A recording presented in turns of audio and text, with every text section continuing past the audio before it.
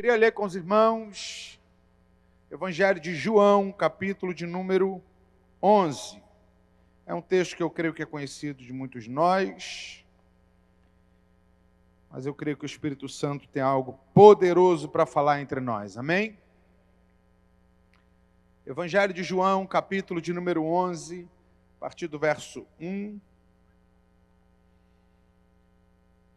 Todos acharam? Amém? Amém? Acharam? Acharam. João 11, verso de número 1 em diante, diz assim: Havia um homem chamado Lázaro. Ele era de Betânia, do povoado de Maria e de Marta, a sua irmã.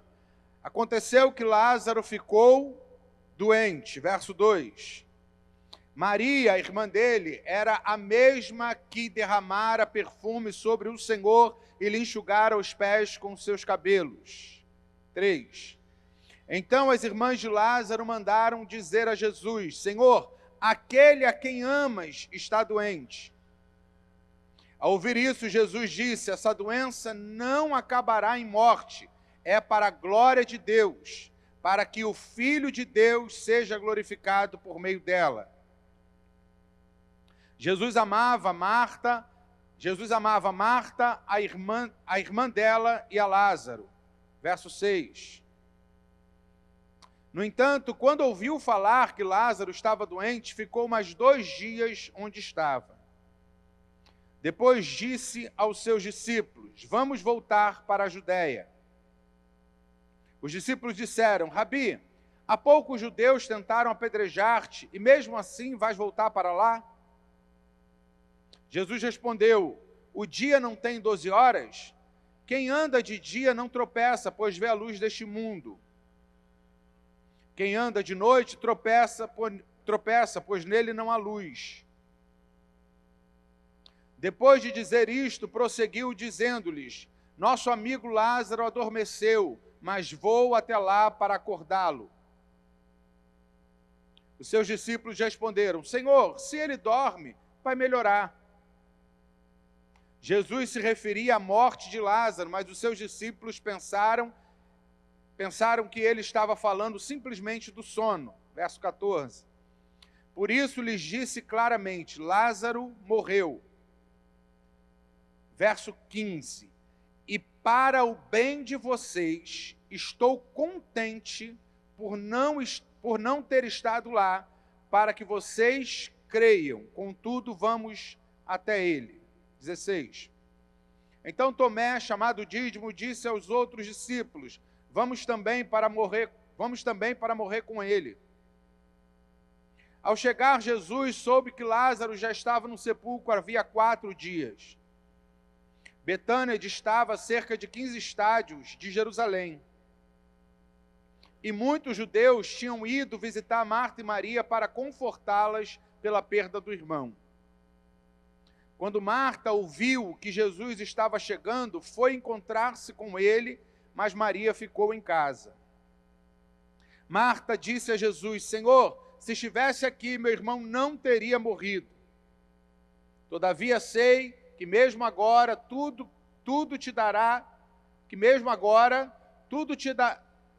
Deus te dará tudo o que pedires. Verso 23. Jesus lhe disse: o seu irmão vai ressuscitar. 24. Marta respondeu: eu sei que ele vai ressuscitar na ressurreição do último dia. Jesus lhe disse: eu sou a ressurreição e a vida, aquele que crê em mim, ainda que morra, viverá. Amém?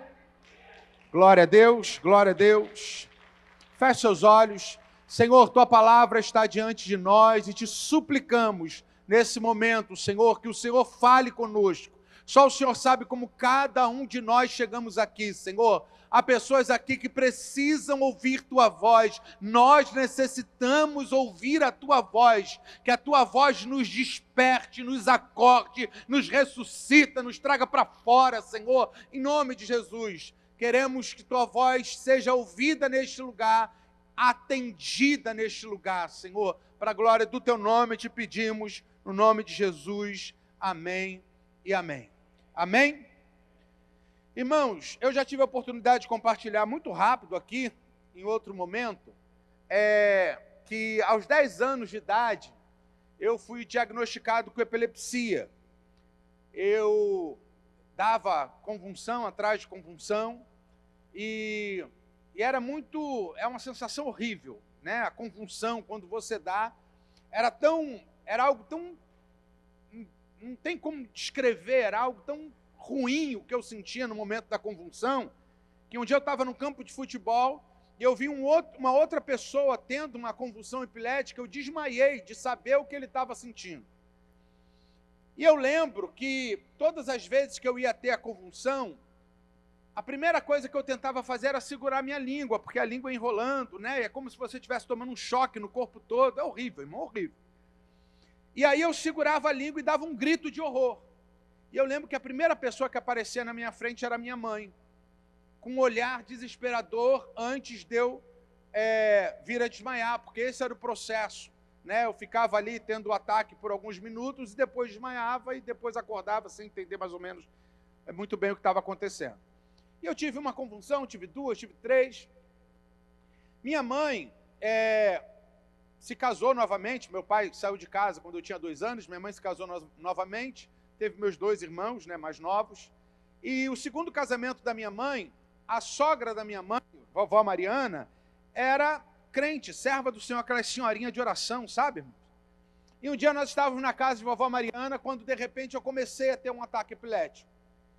E aí eu lembro de segurar a língua e dar aquele grito de horror e aquela confusão, todo mundo vindo na minha frente assim, né? E eu já sabia como é que era o processo. E de repente houve um clarão e apareceu vovó Maria vindo na minha direção. Uma lata de óleo ungido na mão, e aí ela derramou óleo ungido na mão dela, botou a mão lá dentro da minha boca, segurou minha língua e começou a orar.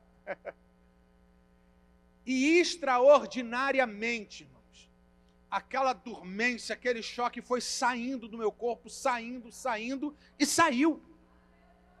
E não se concretizou a convulsão, eu não desmaiei, a gente ficou meio sem saber o que estava acontecendo. E aí eu lembro de chegar para ela e falar assim, vovó Maria, mas eu ainda estou sentindo alguma coisa estranha. Ela falava, não tá, você não está sentindo, não duvida do que Deus fez, você não está sentindo. Tá bom, não estou sentindo. E naquela noite, nessa época eu tomava Gadernal de 500 miligramas, irmãos. Eu só sabia dormir, sentir dor de cabeça, tinha dificuldade para a escola. Aquela noite minha mãe foi conversar com a vovó Maria e disse para ela, Dona Maria, o que aconteceu?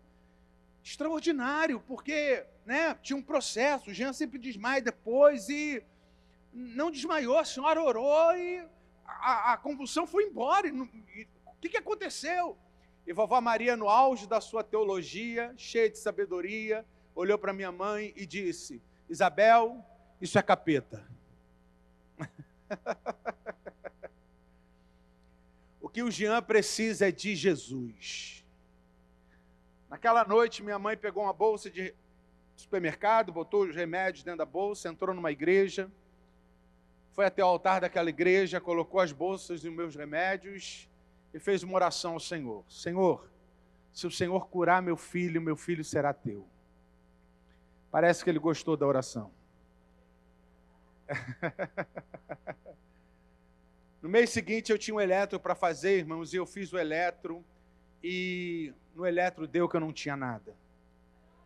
Era o 4º eletro que eu fazia, e todos os eletros davam que eu tinha epilepsia. No 4º, depois da oração da vovó Maria, eu não tinha mais nada. Então, quando a gente fala de milagre, a gente não só fala de coisas que a gente leu, a gente fala de experiências que a gente tem, daquilo que a gente experimentou em Deus. Mas o que é interessante é que todas as vezes que eu ia ter a convulsão, eu dava um grito de horror e minha mãe era a primeira a aparecer. E hoje, quando eu tenho filho, eu entendo o desespero da minha mãe. Porque às vezes eu chegava em casa cansado do trabalho, de madrugada, querendo dormir, e minha esposa me acordava e falava, Jean, o Lucas não está conseguindo respirar. Meu irmão, o sono ia embora na hora, eu não queria saber que horas que eu tinha que acordar no dia seguinte. Eu pegava meu filho, corria para ele para o hospital, passava a noite inteira no hospital, nebulizando, tentando tirar ele da crise.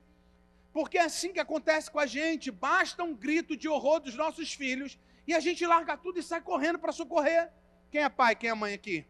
É verdade isso, irmãos? Qual é o problema? O problema é que quando a gente vai se relacionar com Deus, a gente quer que aconteça a mesma coisa. A gente quer que basta um grito de socorro nosso, Deus largue tudo que está fazendo e venha nos socorrer. E é isso que acontece com Marta e Maria. Marta e Maria acordam pela manhã, chega no quarto do irmão e o irmão está doente. Olha uma para outra e diz, fica tranquila, manda chamar Jesus que ele resolve. Só chamar Jesus que ele resolve. E elas mandam um recado para Jesus. Jesus está doente, não é qualquer pessoa, presta bem atenção. Jesus está doente, aquele a quem o Senhor ama. Porque na mentalidade de Marta e Maria, se Jesus ama, resolvido o problema. Se Jesus ama, não tem problema. Se Jesus me ama, não vou passar por problema.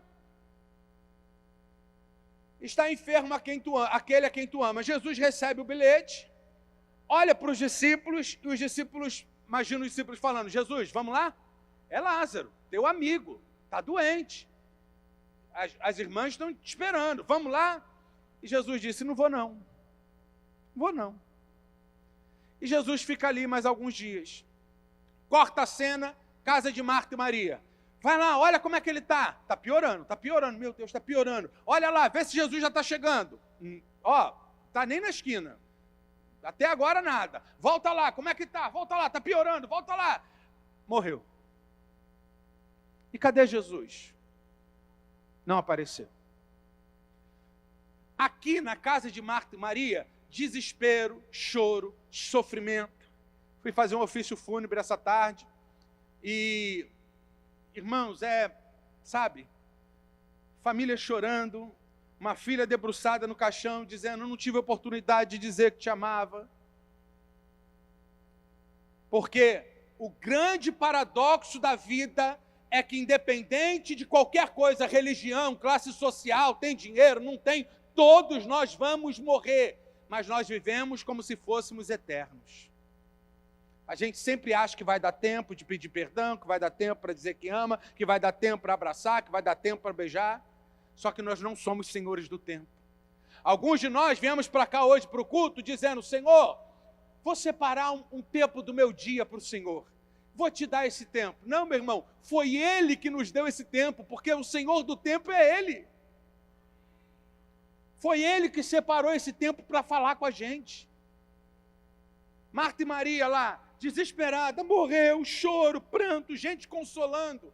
Corta a cena, Jesus, olhando para os discípulos dizendo, gente, vamos lá na casa de Lázaro agora? Por quê? Morreu. Senhor, ele estava doente, tu não foi. Agora, elas pediram para te chamar, quando ele estava doente, tu não foi. Agora que morreu, tu vai ter a cara de pau de chegar lá. Vai dizer o quê? Pior do que isso, irmãos. Jesus esperou a coisa piorar. E olha o que ele diz no verso 15 para os discípulos. Estou muito contente. Lázaro morreu e eu estou muito contente. Na casa de Marta e Maria, choro, desespero, aflição, angústia, sentimento de perda, corta a cena para Jesus, e Jesus está lá, estou feliz, estou muito contente. Lázaro, meu amigo, a quem eu amo, morreu, e eu estou muito contente de não estar lá. Faz sentido, irmão? Porém, meu irmão, deixa eu te falar uma coisa. Tudo que Jesus faz tem propósito e tudo que Deus faz é bom. O problema é que a gente acha que a preocupação de Deus é resolver problema. Deixa eu te falar uma coisa, meu irmão, se fosse para resolver problema, ele não tinha deixado nem o problema acontecer. Se fosse resolver problema, só isso, ele não deixava, ele tem poder para não deixar o problema acontecer. Não é o que diz Isaías? Quando passares pelo fogo, o fogo não vai te queimar. Quando passar pelas águas, pastor Rafael pregou isso esses dias aqui. Se ele permite a gente passar pelo fogo e o fogo não queimar a gente, se ele tem poder para não deixar o fogo queimar, ele também não tinha poder para a gente nem precisar passar no fogo? Por que permite umas situações dessas para a gente, no meio da situação, ele chegar e resolver o problema? Porque esse texto diz que o alvo de Jesus não é resolver o problema, o alvo de Jesus é nos ensinar a viver por fé. Por isso que ele disse, Lázaro morreu e eu estou muito contente de que lá não estivesse, para que vocês aprendam a crer. Porque tudo que Deus faz tem propósito, tudo que Deus faz é bom. Eu não sei se eu já contei aqui, mas tem uma história que eu gosto muito, irmão, do rei que era ateu e do servo que era, o súdito desse rei que era cristão, e que vivia pregando para o rei, falando para o rei, e a frase do súdito era, rei, tudo que Deus faz é bom, tudo que Deus faz é bom, tudo que Deus faz é bom. E esse súdito era o companheiro de caçada do rei, toda vez que o rei saía para caçar, esse súdito ia com ele. Um dia eles estavam caçando, veio uma onça, comeu o braço do rei, o rei estribuchando no chão lá, chorando, sentindo dor, olhou para o súdito e falou, e agora, o que você vai me dizer? Ele falou, rei, tudo que Deus faz é bom. O rei ficou com ódio dele, mandou prender ele na masmorra, deixa ele aí um mês, dá uma coça nele, que eu não aguento mais esse crente falando para mim que tudo que Deus faz é bom. Passou alguns dias, o rei estava melhorzinho, saiu para caçar, como o súdito estava na masmorra, o rei foi sozinho. No meio da floresta veio uma tribo de canibal, pegaram o rei, vamos comer carne real, vamos comer carne real. Levaram o rei, botaram no caldeirão, mandaram chamar o chefe da tribo. Quando chegou o chefe da tribo, disse, não, tira ele daí, não, rei, não, mas é carne real, não. Nós só comemos homens perfeitos, está faltando um braço, libera ele. O rei voltou feliz da vida na floresta, é verdade, tudo que Deus faz é bom, tudo que Deus faz é bom, mandou chamar o súdito. E aí olhou para o súdito, contou o que aconteceu, rapaz, uma tribo de canibal me pegou, iam comer e só não comeram porque faltava um braço, hoje eu entendo que tudo que Deus faz é bom, e ele, não falei, rei. E aí o rei olhou para ele e falou assim, só tem uma coisa, Deus permitir isso acontecer comigo, eu até entendo, sou ateu, não acredito em Deus, agora Deus permitir que você vá para a masmorra, tome uma coça, por ser fiel a Deus, o que você tem para me dizer? Ele disse, rei, tudo que Deus faz é bom. Se eu não estivesse na masmorra, tinha ido caçar contigo, tu está faltando um braço, eu estou perfeito, eu tinha rodado no caldeirão.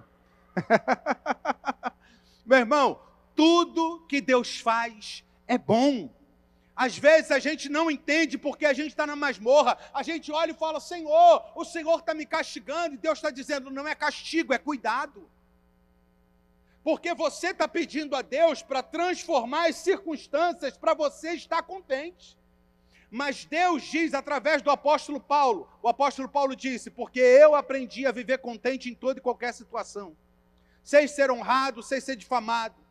Eu sei viver em abundância e escassez, porque eu tudo posso naquele que me fortalece. O que Paulo está dizendo é, há pessoas que estão pedindo a Deus para transformar a circunstância, para que elas possam viver contente. Mas Deus está transformando a pessoa para que ela aprenda a viver contente em qualquer circunstância. Aleluia. Porque o alvo de Deus é tratar a gente, é nos ensinar a viver com os pés nessa terra, mas com os olhos na eternidade, sabendo que a gente não vive por vista. Pastor Rafael tem falado isso aqui, nós vivemos por fé. E às vezes Deus permite a gente passar por algumas situações. Por exemplo, talvez se você não estivesse passando o que você está passando hoje, você não estaria aqui aprendendo sobre fé. E é isso que Jesus fez. Jesus olha para os discípulos e diz, fiquem tranquilos.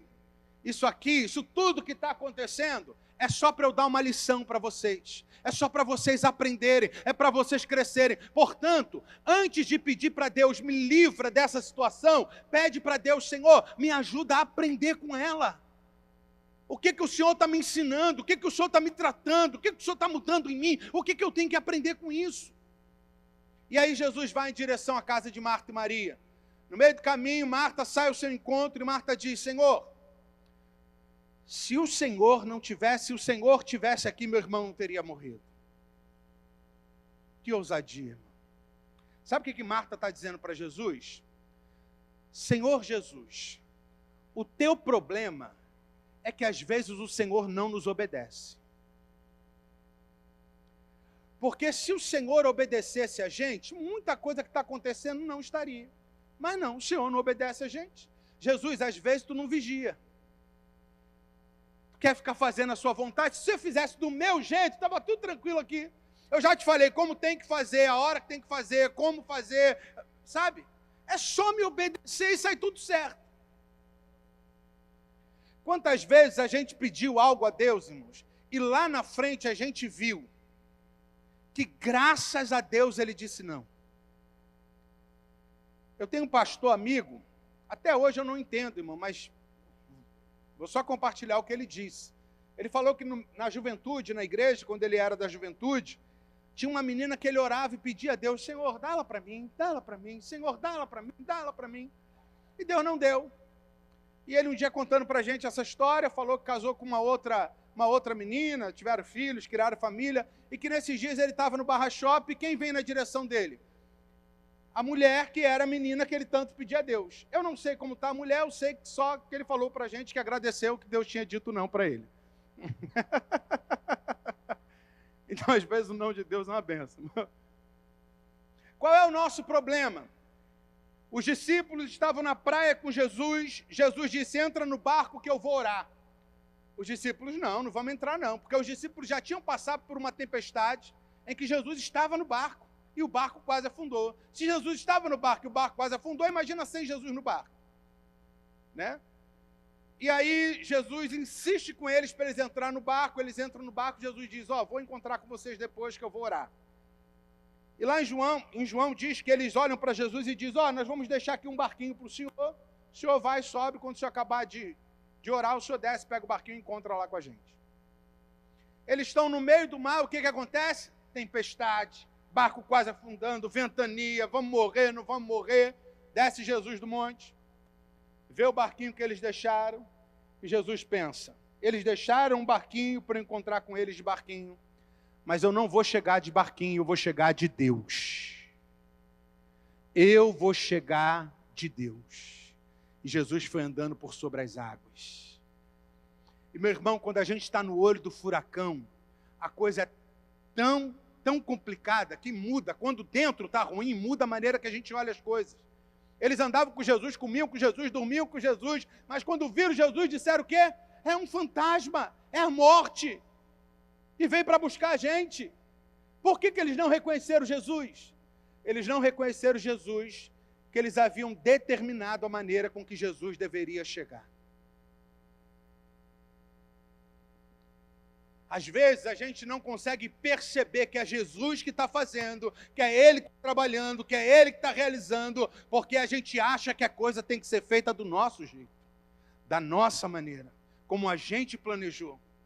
Mas Isaías diz: os vossos pensamentos não são os pensamentos de Deus. Os caminhos de Deus são muito maiores que os nossos caminhos. O Senhor, nós não entendemos muitas das vezes o que Ele está fazendo, mas fique tranquilo, Ele sabe o milagre que está realizando. Ele é perfeito. Muitas coisas que eu quis na vida, depois eu falei: Senhor, ainda bem que o Senhor não realizou. Ou muitas coisas que eu insisti e fiz, depois eu me arrependi de ter feito. Porque a minha vontade, sabe, nem sempre é a correta. Mas a Bíblia diz que a vontade de Deus, ela é boa, ela é perfeita e ela é agradável. Eu falho, mas Deus não erra jamais. Jesus olha para Marta e diz: Marta, fica tranquila, seu irmão vai ressuscitar. Aí Marta, cheia de teologia: não, eu sei que ele vai ressuscitar na ressurreição dos últimos dias. Eu acho lindo esse texto, irmãos. Quando Jesus olha para Marta e diz: Marta, não tem a ver com tempo, nos últimos dias, não tem a ver com tempo. A ressurreição não tem a ver com data. A ressurreição tem a ver com uma pessoa. Eu sou a ressurreição e a vida. Aquele que crê em mim, ainda que morra, viverá. Meu irmão, a situação de Marta e Maria chegou no que para elas era o extremo. A doença foi agravando, foi agravando, foi agravando e chegou à morte. Jesus disse que ele permitiu que isso acontecesse porque ele queria nos ensinar o que era fé, o que era crer. E a gente muitas das vezes não sabe o que é crer. Meu irmão, você crê que Deus vai restaurar o seu casamento? Ah, eu creio, pastor. Sabe por quê? Hoje de manhã, minha esposa me ligou, disse que estava pensando em mim.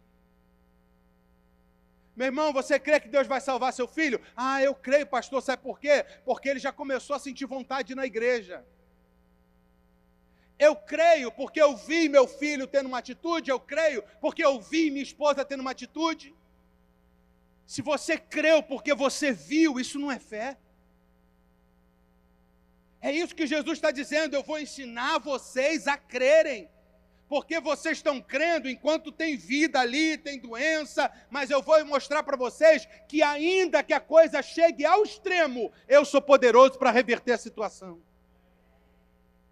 Eu vou ensinar vocês o que é fé, e fé é crer naquilo que a gente não vê. Se creres, verás a glória de Deus. Isso é fé. Se a gente está esperando ver para crer na glória de Deus, isso não é fé. Não é ver para crer na glória, é crer para ver a glória. Amém, irmãos? Isso é fé. Isso é você olhar para a situação e falar o seguinte, ó, não tem solução nenhuma. Não há nada que eu possa fazer, eu não vejo nenhuma forma disso ser revertido. Não há ninguém que possa me ajudar nessa situação. Eu estou fraco. Aí Jesus diz, quando você está fraco, é aí que você está forte, porque o meu poder agora vai agir, porque o meu poder se aperfeiçoa na sua fraqueza. Então é quando a gente não vê. Aí, o que acontece com muitos de nós? Não com a gente aqui, mas com pessoas lá fora acontece isso. Olha o que acontece. A gente está crendo, porque a gente está vendo que tem um sinalzinho ainda ali, que tem chance. Quando tem chance, a gente vai crendo. Aí, de repente, a gente não tem mais chance, sabe? A esposa não está dando sinal, o filho não pede para ir à igreja, não tem sinal nenhum.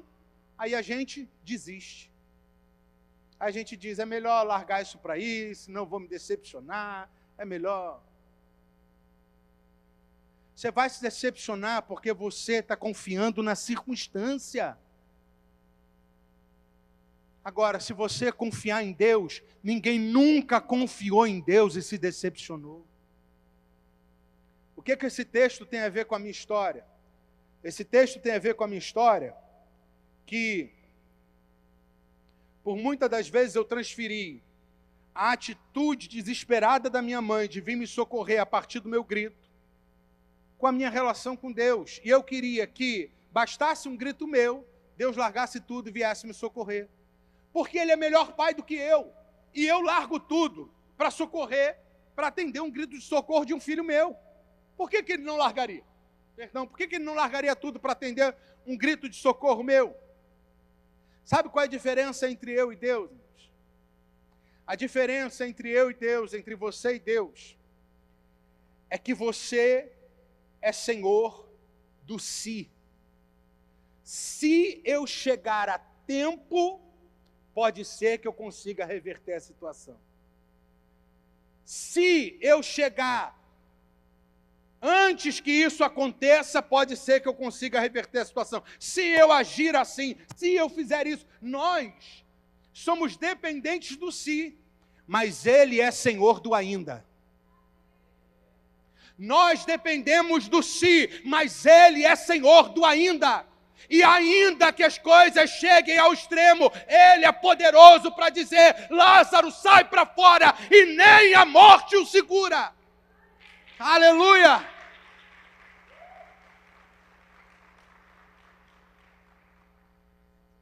Eu lembro de um amigo dizer o seguinte, por que Jesus teve que chamar Lázaro pelo nome? Por que ele teve que falar acertadamente: Lázaro, sai para fora. Porque se ele fala morto, sai para fora, o que é ter de gente saindo ali, irmão. Porque basta uma palavra, meu irmão, eu creio nisso. Nós vivemos vida com Deus, é viver uma caixinha de surpresa, meu irmão. Tudo pode acontecer do nada. Porque basta uma palavra do Senhor e tudo muda. Basta uma palavra do Senhor e tudo muda. A gente poderia ficar aqui à noite compartilhando testemunhos de quando você pensou que a coisa tinha chegado ao extremo e de repente Deus mudou a situação. Nós tivemos aqui essa semana uma reunião que uma irmã compartilhou que ela ficou 25 anos orando pelo marido. 25 anos orando pelo marido. Aí a gente olha e diz o seguinte: meu irmão, fica firme suas 7 semanas. Aí você vem na primeira, tá vendo um sinal. Vem na segunda, tá vendo. Na terceira, tu não tem mais sinal nenhum. Não está dando certo. Meu irmão, a Bíblia diz que nós somos como flecha na mão do arqueiro. Já viu flecha? Deus te bota no arco e puxa. Aí você começa a buscar, ele puxa mais para trás. Aí você só está andando para trás, parece que só está andando para trás, ele está puxando. Porque quando ele soltar a flecha, meu irmão, Deus não está te puxando para trás, Deus está te fortalecendo para o salto que você vai dar para frente. Portanto, meu irmão, deixa eu te dizer uma coisa. Eu não sei como está a sua situação. Eu não sei o que você está passando hoje, o que você está vivendo. Mas o que a palavra de Deus nos ensina é: ainda.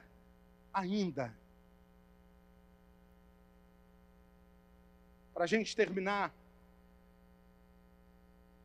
uma senhora que tinha um neto de 8 anos de idade e que... Escuta isso, meu irmão. Uma senhora tinha um neto de 8 anos de idade, ela que cuidava do neto, era ela que tinha a guarda do neto, os pais já haviam falecido. E um dia ela acordou pela manhã, entrou no quarto do neto, morando na roça, num ranchozinho, chegou no quarto do neto e o neto estava morto. E ela, crente, senhorinha de oração, mas chegou no quarto, o neto estava morto. O que ela fez? O que você faria? Ela tinha uma reunião de oração na igreja e ela foi para a reunião de oração. Deixou o neto morto e foi para a reunião de oração. E ela chegou lá e o pastor estava pregando sobre Lázaro. E o pastor estava dizendo: Deus ressuscitou Lázaro. E o mesmo Deus que ressuscitou no passado, ressuscita ainda hoje. E aquela senhora recebeu essa palavra: obrigado, Senhor, o Senhor vai ressuscitar meu neto. Acabou o culto, ela foi lá: pastor, Deus te usou essa manhã. E ele falou: eu sei. E ela falou: então, o senhor falou que Deus ainda ressuscita hoje. E ele falou: ressuscita.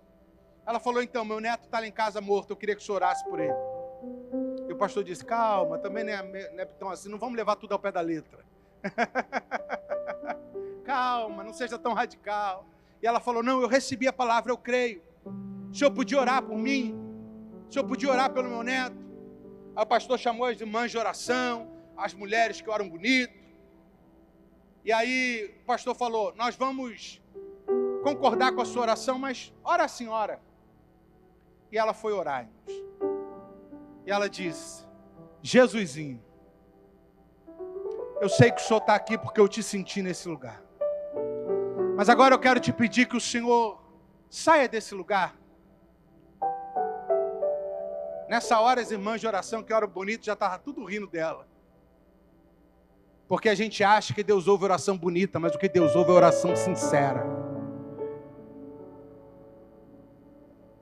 Jesus, sai daqui deste lugar. Pega essa rua aqui, vai direto até o final dela. No final dela, vira à esquerda. 2 ruas depois, o senhor vira à direita, vai até o final dessa rua, vai ter uma estradinha de chão. No final dessa estradinha de chão tem uma porteira. Minha casa. Pode entrar, fica à vontade. No 2º quarto da casa, do lado do banheiro, meu neto está morto. E eu queria te pedir: ressuscita meu neto, assim como o Senhor fez com Lázaro. Jesus, eu só quero te pedir uma coisa. A chave está debaixo do tapetinho vermelho da cozinha. depois que o senhor sair, tranca a porta e não esquece de botar a chave debaixo do tapetinho vermelho. Se despediu das irmãs e foi embora para casa. E foi pensando, será que Jesus já chegou? Será que já deu tempo? Será que ele está lá? Queria tanto chegar e encontrar ele lá ainda. Será que, sabe qual é o nome disso, irmão? Fé, é fé. Será que Jesus já chegou? Será que ele está lá? E ela foi indo. Quando de repente ela está chegando em casa, que ela abre a porta, o neto de 8 anos vem correndo e pula no pescoço dela. E começa a beijar ela. E diz para ela, vó, um homem de branco entrou aqui em casa, me tocou, mandou me levantar. E ele mandou dizer à senhora que deixou a chave debaixo do tapetinho vermelho. Você pode ficar de pé, meu irmão. Não é a beleza da nossa oração. Não é se a gente está falando bonito ou não. Não é o quanto tenha se tornado difícil a situação. Tem a ver o quanto a gente crê. Tem a ver com o quanto a gente tem fé. Porque ele vai chegar. Diga para quem está do seu lado, ele vai chegar. Ele vai chegar.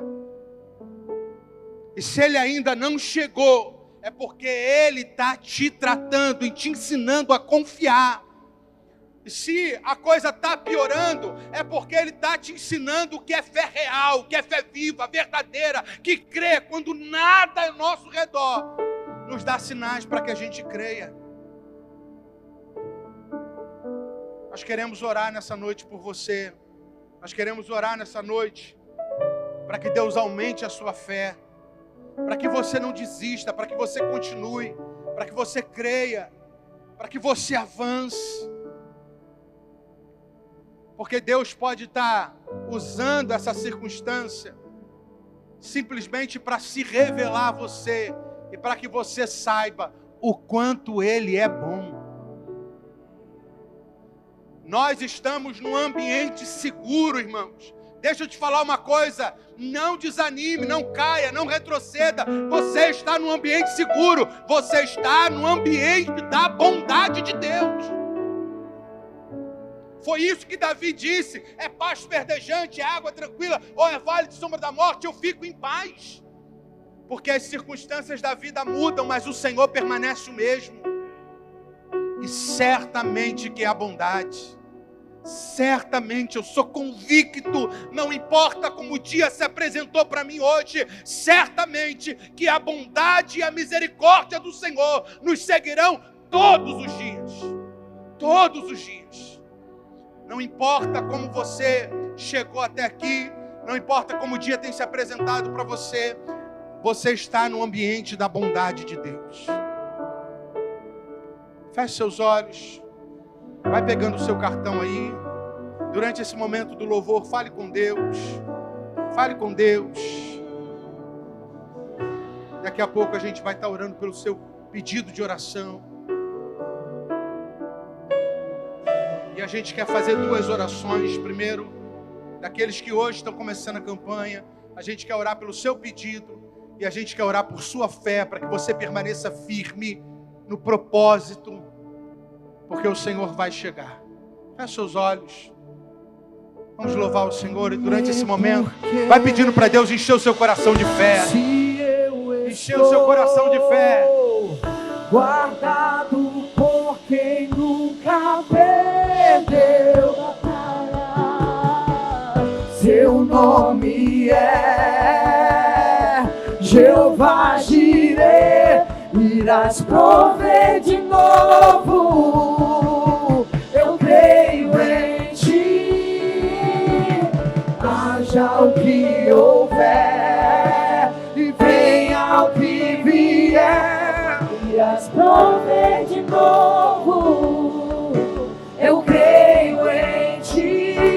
E eu não vivo do que vejo, mas vivo do que creio. Irás prover de novo. Eu creio em ti. A tempestade e o vento forte não vão roubar a minha fé em ti, meu Deus.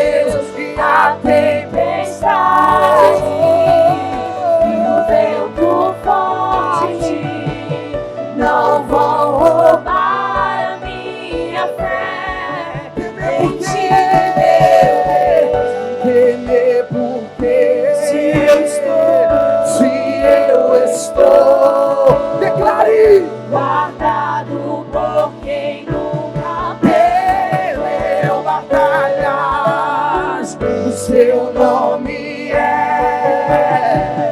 Jeová Jireh. Irás prover de novo, eu creio em ti. Aleluia.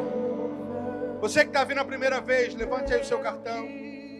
Pela primeira vez, você que está entrando nesse propósito de fé, sai do seu lugar, vem aqui na frente rapidinho. Os pastores vão estar ungindo você, orando por você. Não se sinta envergonhado não, pode vir, todos nós passamos por isso, fique tranquilo, tá bom? Você que está aqui a primeira vez, entrando nesse propósito de fé, nós queremos orar pela sua vida. Aleluia. Aleluia. Senhor, toma essas pessoas em tuas mãos, Senhor. Toma essas pessoas em tuas mãos. Cada pedido, cada clamor é uma expressão de confiança no teu poder, de confiança no teu amor. Deus, em nome de Jesus, que o Senhor dê graça, força, Senhor, para que essas pessoas fiquem firmes no propósito, fiquem firmes, Senhor amado, naquilo que elas puseram no seu coração, em nome de Jesus, Senhor, e que o Senhor possa vir com resposta, com milagres, Senhor, que o Senhor possa responder à fé de cada um conforme a sua fé, em nome de Jesus, em nome de Jesus, em nome de Jesus, Senhor, aleluia. Deus de promessas, caminho no deserto, luz na escuridão, meu Deus, esse é quem tu és. Meu Deus, Deus de milagres, Deus de promessas, caminho no deserto, luz na escuridão, meu Deus, esse é quem tu és. Meu Deus, Deus de milagres, Deus de promessas, caminho no deserto, luz na escuridão, meu Deus, esse é quem tu és. Aleluia. Levanta todo mundo seu pedido. Levanta seu pedido aí. Deus de promessas. Aleluia. Quando nós começamos essa campanha, o pastor Rafael pediu para eu pregar e eu vim e trouxe 3 pedidos. A cura do meu filho, a nossa vinda de Cabo Frio para o Rio e a venda do meu carro. Graças a Deus, irmãos, consegui vender meu carro, estamos morando no Rio, eu continuo crendo na cura do meu filho. Aleluia! E eu sei que muitos aqui já podem testemunhar do que Deus tem feito. Então eu quero ativar a sua fé. Eu quero te motivar nessa hora a permanecer, a ficar de pé. Levanta o teu envelope com fé. Creia, ore nessa hora. Rasgue o seu coração. Fale com Deus. Senhor, em nome de Jesus, é em teu nome que nós te suplicamos. Que haja ressurreição. Que haja milagre. Que haja transportado o teu poder. Senhor, transforma cada pedido em testemunhos extraordinários do teu poder. Deus, em nome de Jesus, que o Senhor possa vir com resposta, com milagres, Senhor, coisas extraordinárias. Vamos experimentar o sobrenatural do Senhor. O sobrenatural do Senhor não depende do que vemos, Senhor, mas do que cremos. E eu creio, diga eu creio. Eu creio, diga para Ele, eu creio no Senhor. Eu creio no que o Senhor vai fazer. Eu creio, eu creio, eu creio. Aleluia. Esse é quem tu és. Aleluia.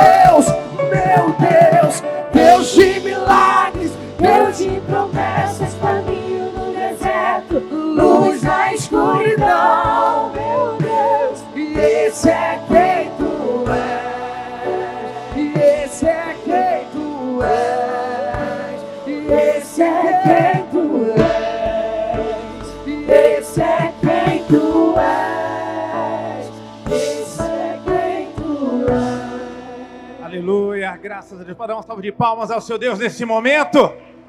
Aleluia, graças a Deus, amém?